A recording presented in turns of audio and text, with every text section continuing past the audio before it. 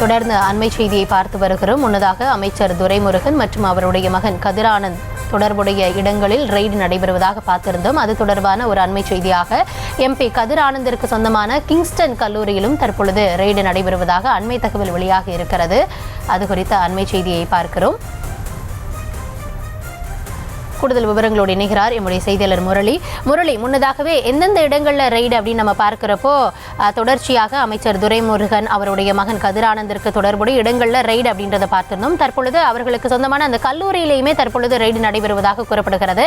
அங்கே எப்போ இருந்து ரெய்டானது நடைபெறுகிறது? இது தவிர்த்து வேறு எந்தெந்த இடங்களில் தற்பொழுது ரெய்டானது மேற்கொள்ளப்பட்டிருக்கிறது? வணக்கம்.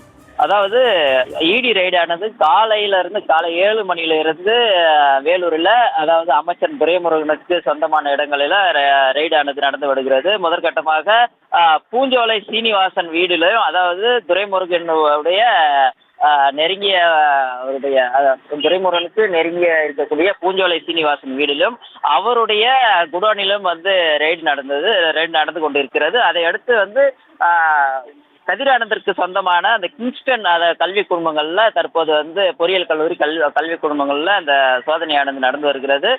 அதே போன்று அமைச்சர் துரைமுருகன் வீடுகளிலும் தற்போது போலீஸ் பாதுகாப்போடு அங்கே சோதனையானது நடந்து வருகிறது. அதாவது கிட்டத்தட்ட 4 இடங்கள்ல இந்த வேலூர்ல தற்போது சோதனை நடந்து வருகிறது.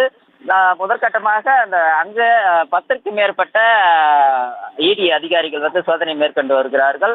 அவர்கள் கிட்டத்தட்ட சில ஆவணங்களை தற்போது கைப்பற்றி இருப்பதாக சொல்லப்படுகிறது. இந்த ரெய்டானது தொடர்ந்து நடக்கும். பிறகுதான் நம்மளுக்கு இந்த அவர்கள் எந்தெந்த ஆவணங்களை கைப்பற்றி இருக்கிறார்கள் என்பது தெரிய வரும். முதற்கட்டமாக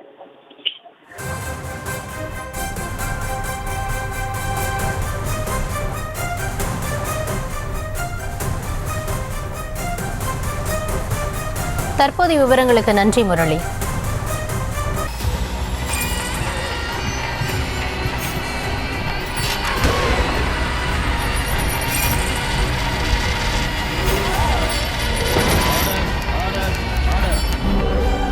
நிகழ்தகவு குற்றங்களின் மறுபரிமாணம் நாள்தோறும் இரவு 10 மணிக்கு இணைந்திருங்கள் நமது நியூஸ் தமிழ் தொலைக்காட்சியோடு.